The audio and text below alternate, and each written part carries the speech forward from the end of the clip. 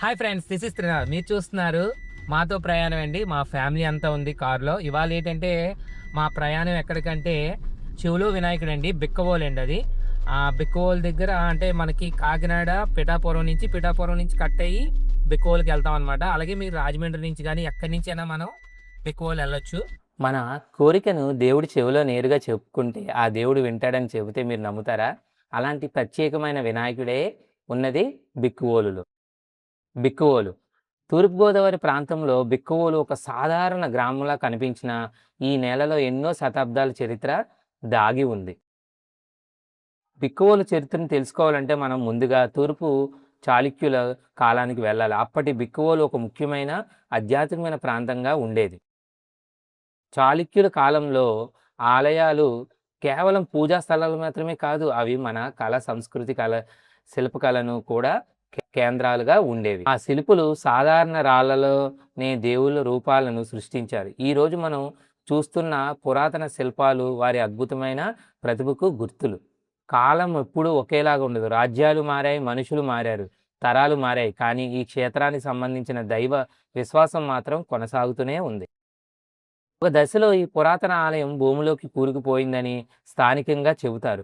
అలా స్వామివారి సన్నిధ్యం కూడా చాలా కాలం ఎవరికీ తెలియకుండా పోయిందంట. ఆ భక్తుడికి ఒక రోజు రాత్రి వినాయకుడు కలలో కనిపించాడట. నేను ఇక్కడే ఉన్నాను అన్నట్లుగా స్వామివారు తన ఉనికిని తెలియజేశాడని. కల నుంచి మేల్కొన్న ఆ భక్తుడు చూసిన దాన్ని సాధారణ కలగా భావించలేదు. వెంటనే గ్రామస్తులకు ఈ విషయం చెప్పాడట. అందరూ కలిసి ఆ ప్రాంతానికి వెళ్ళారు. మట్టిని తొలగిస్తూ అక్కడ నిజంగా ఏదైనా ఉందా అని అన్వేషించడం ప్రారంభించారు. కొంతసేపటి తర్వాత వారి పనిముట్లకు ఏదో గట్టిగా వస్తువు తగిలింది. మట్టిని మరింత తొలగించగా అక్కడ ఒక పురాతన రాతి నిర్మాణం కనిపించింది. మరింత మట్టిని తొలగించగానే గ్రామస్తులు కళ్ళ ముందే ఒక భారీ వినాయక విగ్రహం ప్రత్యక్షమైంది.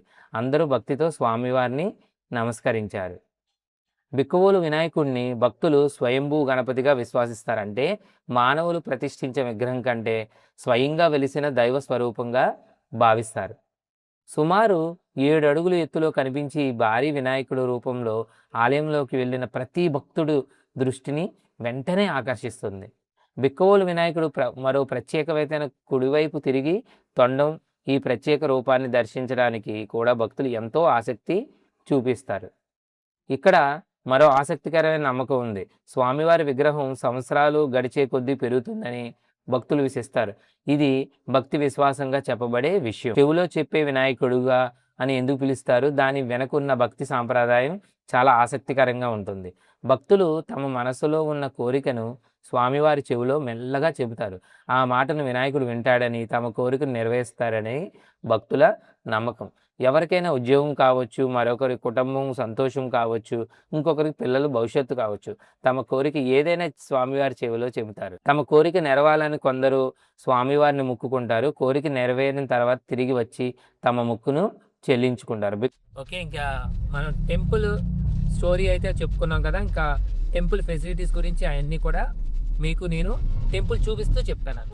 ఇదిగోండి, ఇది ఫ్రంట్ వ్యూ అండి. మనకి స్వామివారి దేవస్థానం శ్రీ లక్ష్మీ గణపతి స్వామివారి దేవస్థానం బిక్కువోలు. చెవులో వినాయకుడు అని కూడా అంటారు మనకి.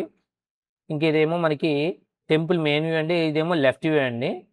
ఇదేమో రైట్ వ్యూ. ఇటువైపు అయితే మనకి శివాలయం ప్లస్ సుబ్రహ్మణ్య స్వామి టెంపుల్ కూడా వస్తుంది. ఇక్కడేమో వాష్రూమ్స్ ఉన్నాయండి. తర్వాత ఇదేనండి మనకి టెంపుల్ వ్యూ అనమాట. ఇదంతా మనకి చూసారు కదా. ఇదంతా షెడ్ అయితే చాలా బాగా చేశారండి, నిజంగా చెప్తున్నాను. ఇది అడ్మినిస్ట్రేషన్ ఆఫీస్ అండి మనకి.